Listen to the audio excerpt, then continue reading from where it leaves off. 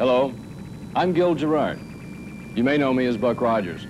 For the next hour, I'll be your host and guide through the incredible, fabulous world of science fiction. Ever since we've been going to the movies, we've been thrilled by robots, monsters, madmen, and machines. Science fiction films present us with fantastic worlds, limited only by our ability to believe. Now, all movies reflect who we are. To look at them is to look at ourselves. But nowhere is a catalog of our dreams or our nightmares more openly on display than in science fiction films. From the primitive magic of the first science fiction film ever made, A Trip to the Moon, past the swashbuckling adventures of the original Buck Rogers in the 1930s, through our fear of the atom and the flying saucer scare of the 1950s, up to the explosive excitement of Star Wars and The Empire Strikes Back, we become aware of science fiction's awesome power to affect our lives and to predict and mold our futures.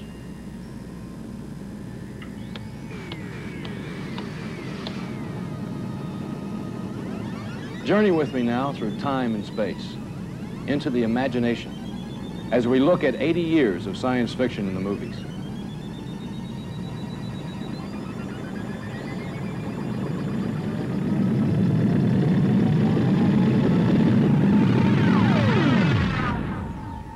An incredible 80 years ago, while Orville and Wilbur Wright were just getting off the ground, filmmakers were already taking us to the stars. That was when a Paris stage magician by the name of George Méliès put together the cinema's first special effects, added acrobats and a chorus line of dancing girls, and in 1902 launched A Trip to the Moon.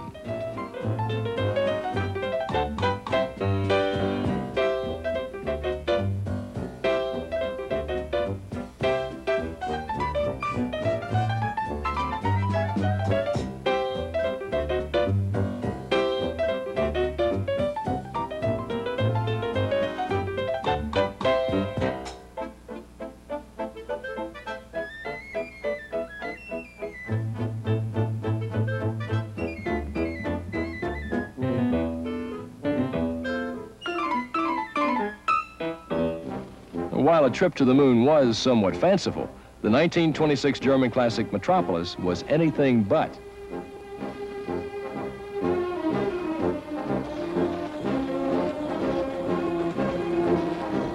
This massive spectacle required over 36,000 actors, more than the entire population of Bangor, Maine. And believe it or not, 3,500 pairs of special shoes. Audiences were wearing out their own shoes going to see science fiction movies, evidenced by the popularity of the 1935 serial Phantom Empire, starring Gene Autry. Lieutenant, Gene Autry is now at a shack in Thunder Canyon. Lead your riders there and capture him. The formula was classic Western, complete with posses, horse chases, and gun battles. Except that this time the outlaws were the evil Muranians, a futuristic civilization 25,000 feet beneath the earth. Off with his helmet. Your Majesty, Lieutenant Paul is not himself. I beg that... Gene Autry, a surface man in Murania. Welcome. How do you like our world? A year later, the film Things to Come appeared and offered visions of the future never before imagined. It might have been years before the construction of the first helicopter, but film audiences were already watching them fly.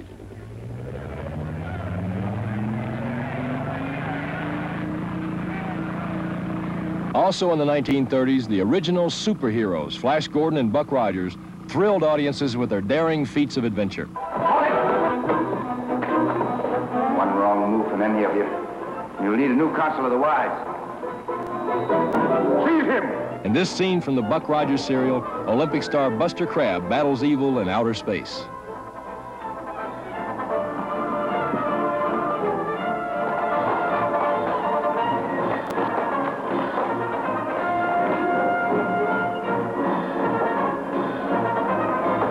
But of all the science fiction characters that appeared in the 30s, it was the Beast that stood towering above the rest. A 30-foot giant? Oh, no. What I'd like to know is, where did he come from? You're ugly, horrible. I think you're just a big bully, picking on people smaller than you are.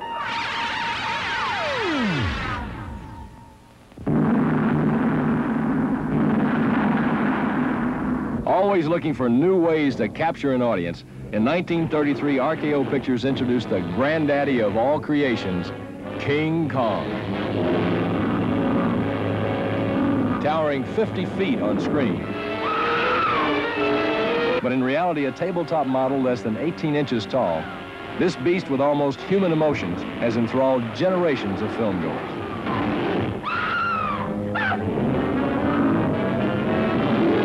For the first time, audiences could root for and against this tragic creature with both a heart and a soul. And at the end of the film, with King Kong holding a trembling Fay Ray above the New York skyline, not only was the girl saved by the airplanes,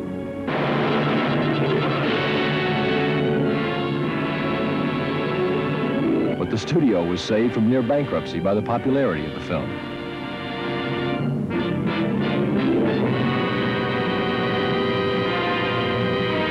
The success of King Kong, a giant creature with a giant heart, led to a long series of similar beast films. Enter Mighty Joe Young. Joe! Joe! Joe! Joe was a more sympathetic creature, perhaps because he didn't have quite King Kong's problem fitting through doorways.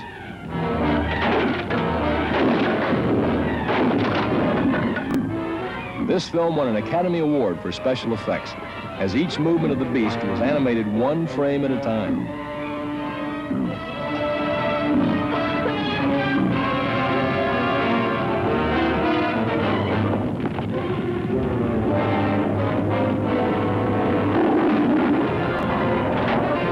But like Kong, Mighty Joe's playful antics eventually got him into trouble. And not before he left the studio with a giant bill for broken furniture.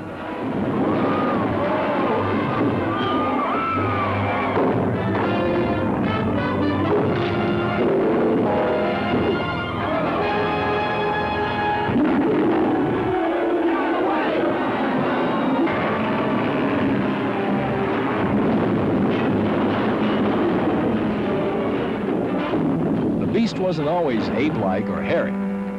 Sometimes he was just lonely, like the amazing colossal man. What's new in the paper, Sergeant? What about you, sir? Let's have it.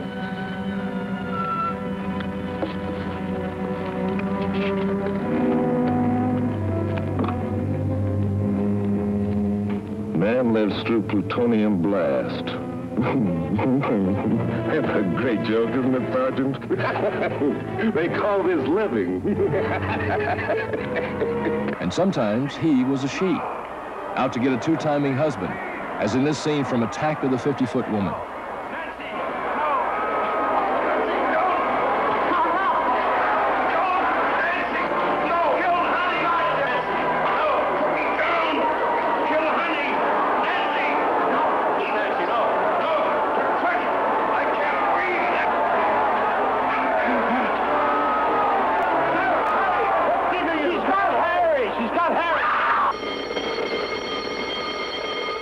The Beast wasn't always hundreds of feet tall either.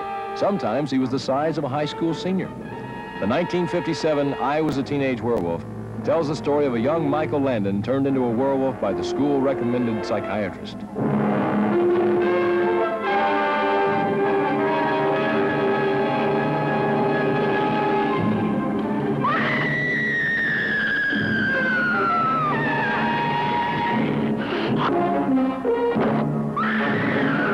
Michael had no idea the kind of therapy he was in for.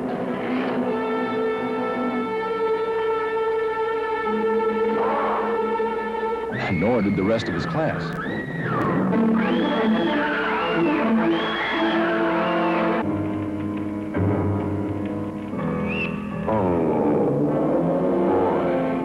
But perhaps this scene from the R-rated Flesh Gordon best illustrates the difficulties of being a Hollywood creature. Monster's work is never done. Oh.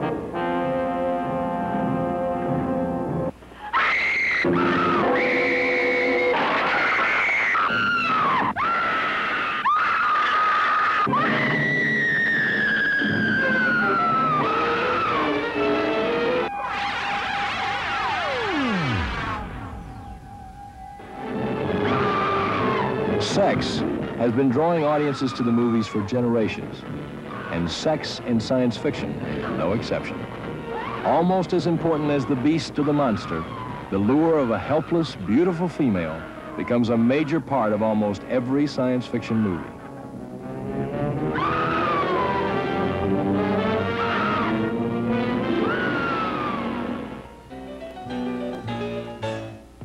From the classic Metropolis, where a female robot turns more than a few heads,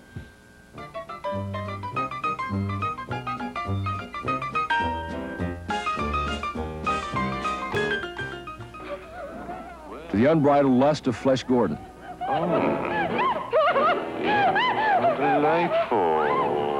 No science fiction film is complete without at least one sexy, desirable female.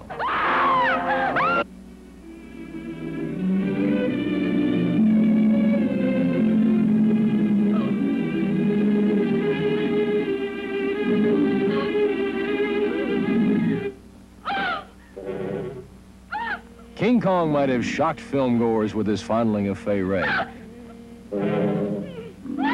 But it is doubtful audiences would have paid to see the movie if it had been any other way.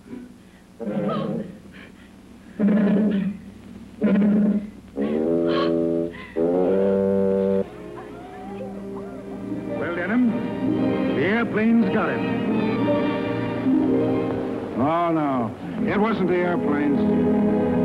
It was beauty killed the beast.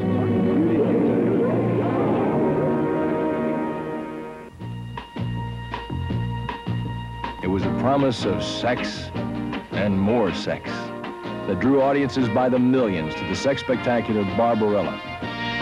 It's a wonder, Wonder Woman. You're so wild and wonderful, 'cause it seems whenever we're In the first title sequence, a disrobing Jane Fonda leads the audience from one sexual science fiction adventure to another. you could let me make love to you. Make love, did you say? Nobody's done that for centuries. Why not? Because it was proved to be distracting and a danger to maximum efficiency. So, you won't do it? Well, if you simply must insist, I guess so.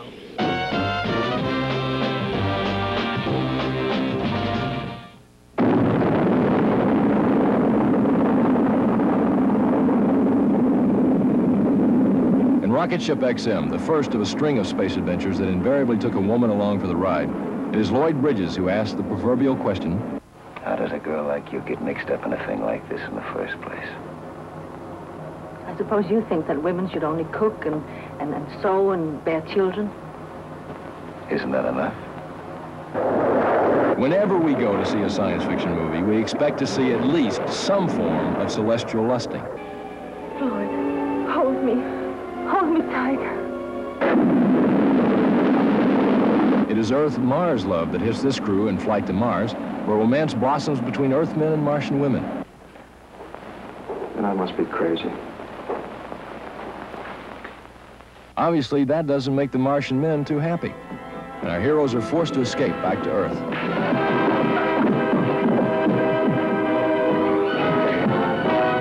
Open the skyhanger!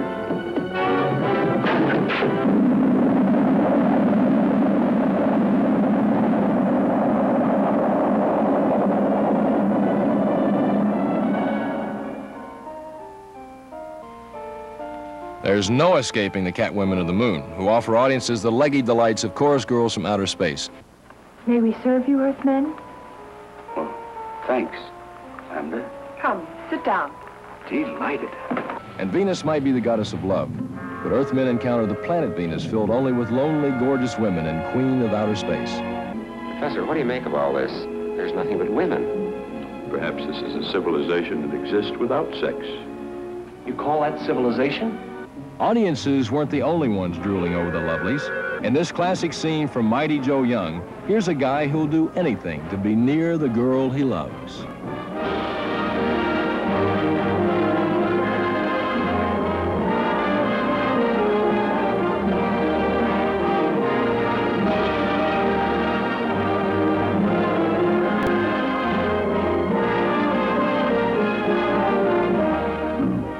But it is not always the man who does the chasing. In the 1976, The Man Who Fell to Earth, it is Candy Clark who carries the torch, as well as the alien, played by David Bowie. Well, I'll just finish this up and then I think I'll have another one. You know, I really like you, mister. Tommy! But when the alien is finally ready, the union becomes too much for an Earthling to handle, and Hollywood stays true to form. It is the girl who ends up being pursued.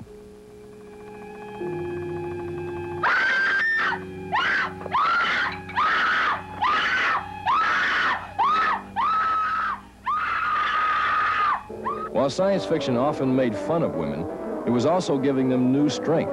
In the mid-50s, the seeds for the independent woman were taking root. In It Conquered the World, it is the heroine who takes matters into her own hands. I hate your living guts for what you've done to my husband and my world.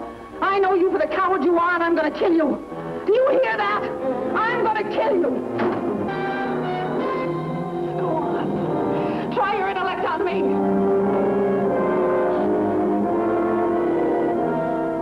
You think you're going to make a slave of the world? I'll see you in hell first. And in It Came From Beneath the Sea, an outspoken lady scientist teaches two men their ABCs. A, you'd want me to miss the opportunity to see this specimen, one that may never come again. B, you'd be making up my mind for me. And C, I not only don't like being pushed around, but you underestimate my ability to help in a crisis. And if once wasn't enough... A, there isn't time for that to happen to me. B, I can be reached at the school. And C, how would you like to collaborate with me on a book? How to Catch a Sea Beast.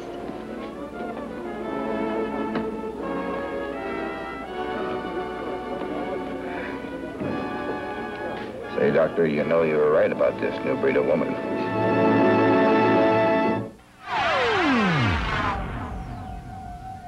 The scientist is the true star of every science fiction film. But without him, good or evil, there would be no one to make things happen. And science fiction, more than anything else, has influenced our idea of what a scientist really is. Some are dowdy old gentlemen who couldn't harm a fly, as in the 1958 The Crawling Eye. The gate, sir, Professor. And how are you, Alan? Come in, come in. Well, Alan, what do you think of our little observatory, huh? Yes, indeed. You know, the government gives me as much money as I want. While in Teenage Werewolf, others are bent on forbidden knowledge, no matter what the cost. But you know what might happen. Might? In science, one must be sure. I'm going to take this out of the realm of possibilities, into the world of exact science. If I'm successful, then I can be certain. But you're sacrificing a human life. Do you cry over a guinea pig? This boy's a free police case. We're probably saving him from the gas chamber. The boy is so young and the transformation horrible. You call yourself a scientist. In The Thing, Dr. Carrington should have known better than to try to make friends with an alien intruder. Listen, I'm your friend. Look, I have no weapons. I'm your friend. You're wiser than I. You must understand what I'm trying to tell you. Don't go any farther. They'll kill you. They think you mean to harm us all. But I want to know you, to help you. Believe that. You're wiser than anything on Earth. Use that intelligence. Look at me and know what I'm trying to tell you. I'm not your enemy. I'm a scientist. I'm a scientist who's trying... Obviously, he didn't. Whereas Lee Van Cleef in It Conquered the World really makes buddies with the forces from beyond. All right, let's assume you're right. A superior intelligence has come from Venus in my satellite. established residency turned off the world's power and is about to take over the world's population. Why aren't you fighting it? Because this superior intelligence happens to be a personal friend of mine. A personal friend of yours? Real chums? But no person in the 80-year history of science fiction has epitomized the cold logic of the scientist more than Star Trek's immortal Mr. Spock. Science Officer Spock. Reporting as ordered, Captain. Please sit down. Spock, you haven't changed a bit. You're just as warm and sociable as ever. Nor have you, Doctor, as your continued predilection for irrelevancy demonstrates. We may not root for the scientist in every film, but without him, there would be no one to create robots to beep, flash, and even talk. Once just machines that walked, robots in films have taken on entire personalities all their own. Hello, sir. I am C-3PO Human Cyborg Relations. My facilities are at you. In this scene from Fritz Lang's Metropolis, we see the creation of the screen's first robot.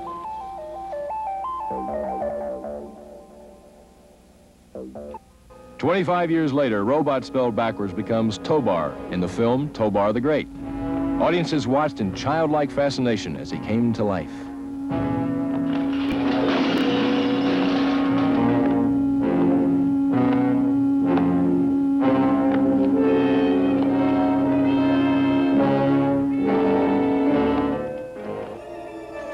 One of the most beloved metal men of the movies, Robbie the Robot, raises a lot of dust when he first appears in the 1956 film Forbidden Planet.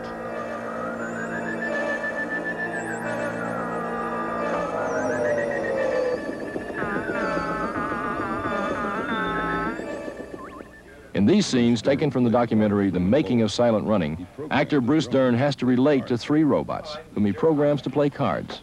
After he's thrown his cards down and I see it's a dead hand, I'll look at him and I'll say, you got trash, and I'll show my three cards. I win, I'll scrape in the checks. The chips take their cards. But robots Huey, Dewey, and Louie learn to cheat all on their own.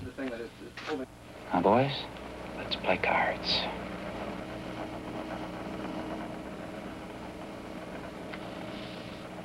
Hey, now, just a minute. What have I said about talking between you guys? Now, come on, that's not fair.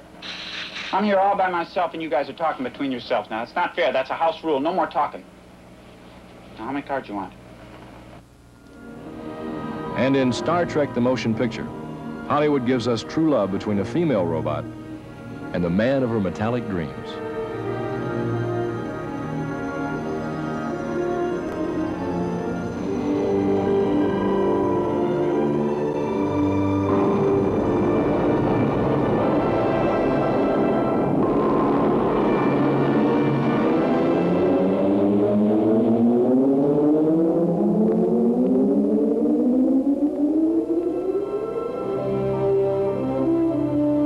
While films like Star Trek enable us to escape into fantasy, science fiction is really much more.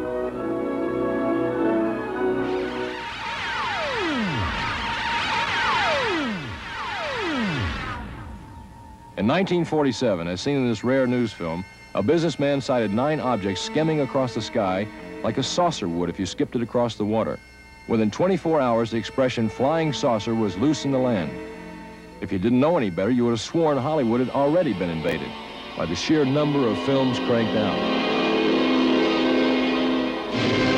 Contact 134.4. The traffic is approaching head-on, ultra bright, and really moving. And right by us right now. Asking if you want to report a facial. EWA 517, do you want to report a UFO? Over.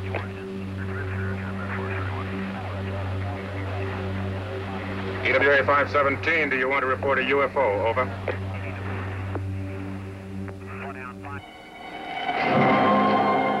In 1951, the first major film depicting the landing of a flying saucer invaded America's screens.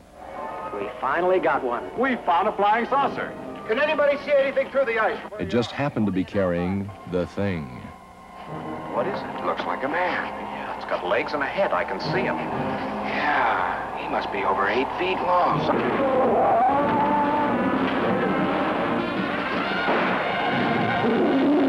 Hulking around under all that makeup and propped up by 5-inch heels was actor James Arness, later to star as TV's Marshall Dillon. The picture was so effective that not only were flying saucer movies in at the box office, but the thing almost single-handedly began the monster movie craze of the 1950s.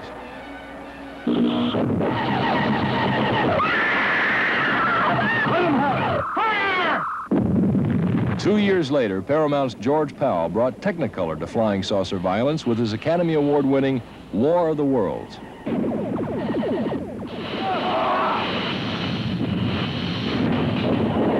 Take my word for it, General. This type of defense is useless against that kind of power.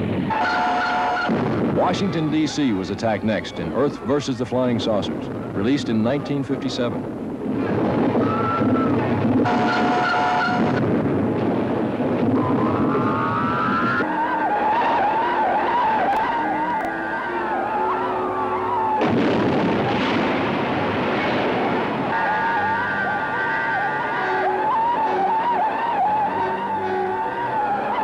Paranoia was everywhere, and Hollywood was catering to America's worst fears. Once the aliens started coming, they came in all shapes and sizes. A king-size eagle, or is it a turkey, leaves its trail across New York in the giant claw.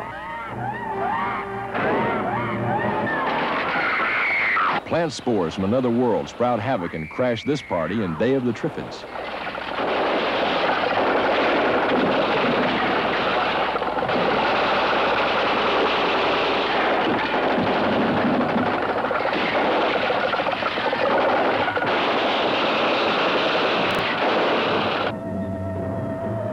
In The Crawling Eye, audiences see the first aliens whose eyes are truly bigger than their mouths.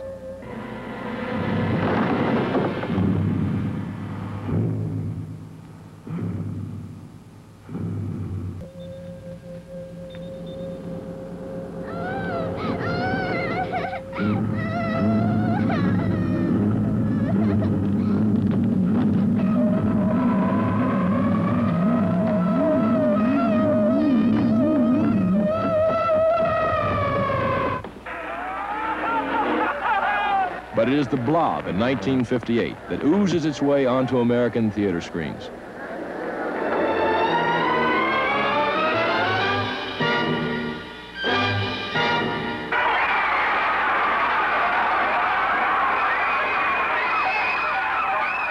Even a teenage Steve McQueen can't seem to convince anyone of its danger.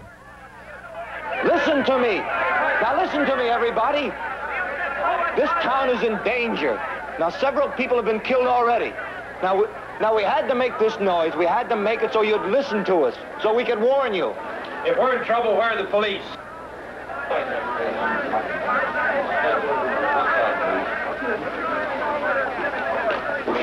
You. Boy, this time you've really hung yourself. Pull up, will you? Pull over to the side of the road. I need your help. Something terrible has happened. Go on, you drunk. And even the pleas of a desperate Kevin McCarthy fall on deaf ears in the science fiction masterpiece, Invasion of the Body Snatchers. Will you tell these fools I'm not crazy? Make them listen to me before it's too late. I'll listen to you. Let him go. Who are you? I'm Dr. Hill from the State Mental Hospital. I'm not insane!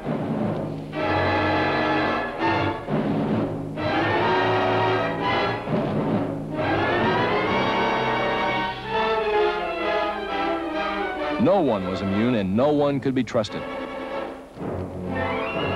You couldn't even trust your own girlfriend.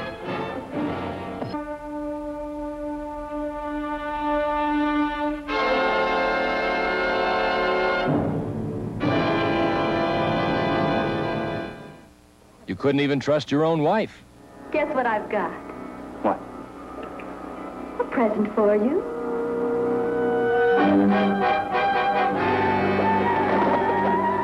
Good night, darling. I'm going for a short walk. When I get back, you'll feel much better. Peter Graves finds that out, and it conquered the world when his own wife becomes one of them.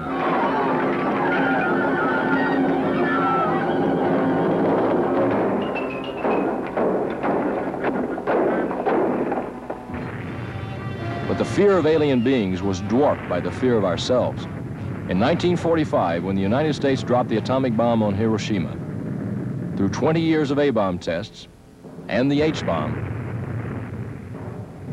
no one felt totally secure that somewhere, someplace, all this powerful radiation wasn't unleashing gigantic forces beyond our control.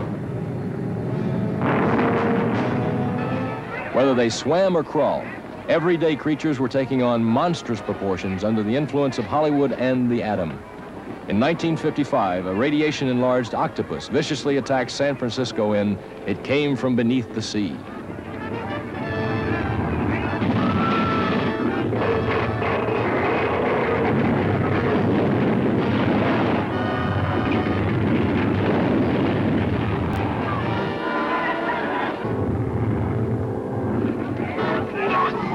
These days they blame the atom for everything. Bad health, bad crops, bad weather.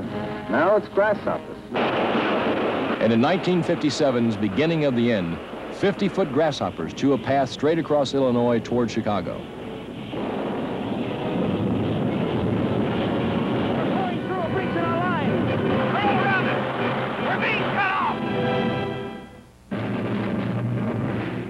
Even man is not immune, as this actor discovers after stumbling onto a plutonium bomb site.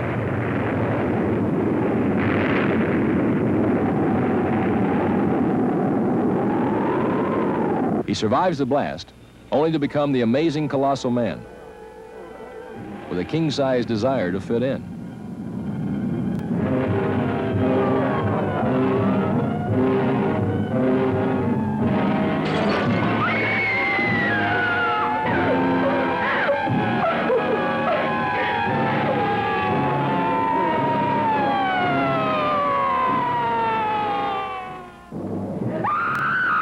But no matter how monstrous Hollywood's creations were, each had an Achilles heel. And just when things looked most hopeless, a simple solution to beat back the threat was always found.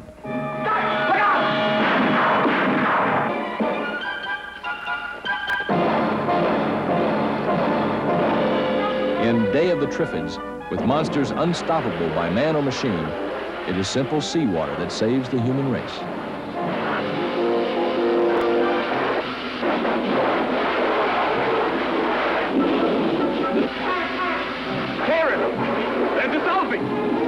Seawater's dissolving them!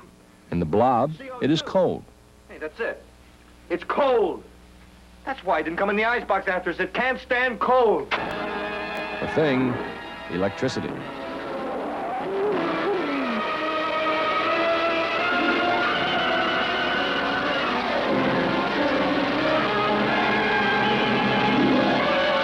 All right.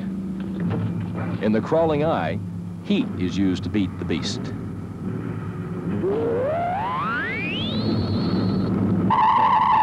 And in 1957's Beginning of the End, simple sound lures the grasshopper threat to its watery death.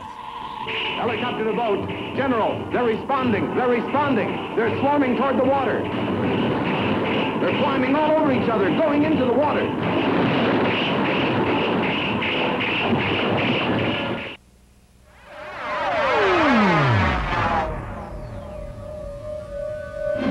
More than any other kind of film, science fiction enables us to look at ourselves, to see where we've been, and to get a glimpse of where we're going. And science fiction's interpretation of the future has always been a favorite of movie audiences. Sometimes terrifying, other times hopeful, but always entertaining. Science fiction films allow us to speculate as to where we might be heading. Oh, no one to meet us. I don't like this. What would you like? Well, they did let us land. Look, don't worry. Everything's gonna be fine. Trust me. Where does that gasket lead? Central core connects all the labs. The near future is the setting of the Andromeda strain, the story of a race against time to control a deadly virus brought back from outer space. That's the ladder across from you. Go there before the gas starts.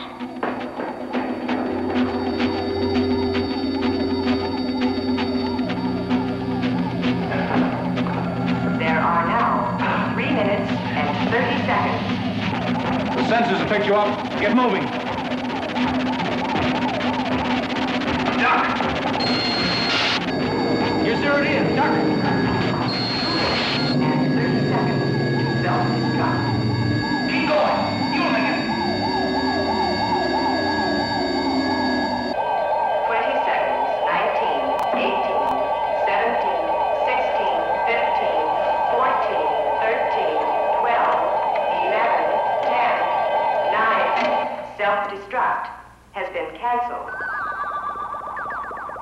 The movie Fantastic Voyage creates a world where miniature submarines travel through the human body to treat disease and injury. But movie audiences are treated to a different look at Earth's future in Planet of the Apes, where evolution is reversed, and the ape is the master, and man is the beast.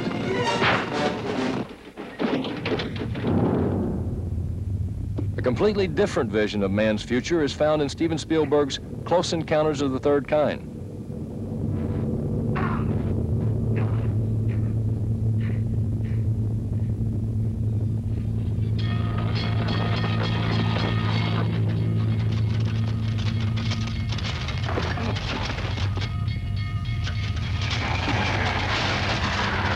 Oh, shit!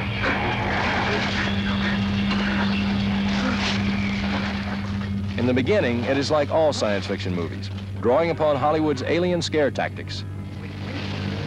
But it takes a new turn as actor Richard Dreyfuss gains an awareness of peaceful visitors to the Earth.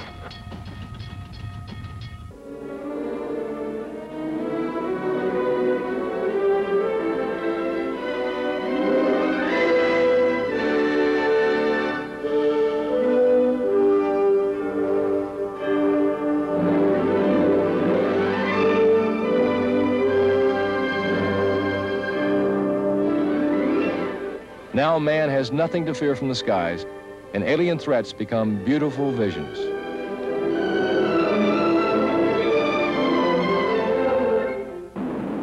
But it has always been man's ambition to leave the confines of the Earth and reach out to the moon, to the planets, and to the stars. And except for the Apollo flights, only in science fiction have we been able to do that. Early spaceflight movies like Rocket Ship XM send man to his nearest neighbor, the moon. While in Forbidden Planet, our sleekest spacecraft look for new frontiers of knowledge.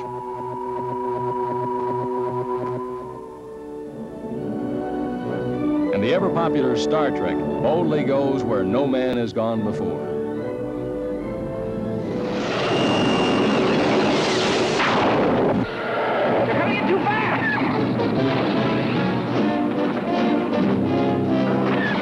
But it is Star Wars and its sequel, The Empire Strikes Back, that is responsible for the current wave of science fiction popularity. Jimmy, baby, hold together.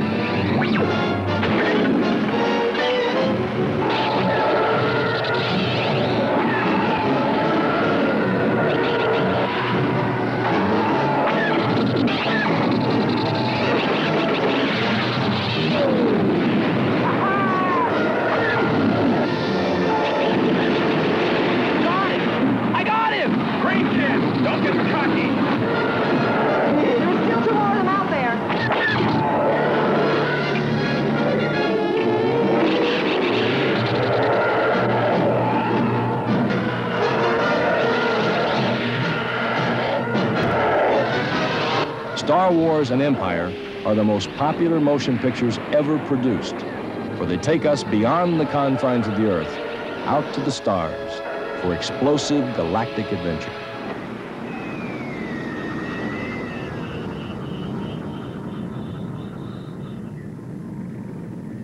What we've just seen tells the essence of 80 years of science fiction in the movies. We've given you a glimpse of the mighty and the weak, of fantastic worlds and the unknown. Science fiction may mean different things to each of us. There is one thing we can all count on when walking into the theater: the ability to see things we couldn't see any other way. That's because science fiction is as boundless as our dreams and only as limited as our imagination.